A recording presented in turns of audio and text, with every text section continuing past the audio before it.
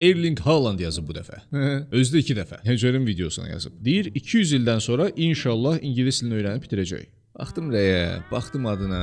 Dedim, sən də yox da. Ay Haaland, sən ki bilirsən bir bacarığa necə gələnlər. Bilmədim nə yazıb. Növbəti gün eyni rəyi parafrez edib yenidən yazanda dedim, sən qaşındın bax. Sənin niyyətin başqadır. İndi mən bir video hazırlayım, sən də bax. Qayıdıb təzədən bu rəyləri yazdı. İndi ay Haaland, ekrana yaxın gəl. Gəl. Bax bu videoya.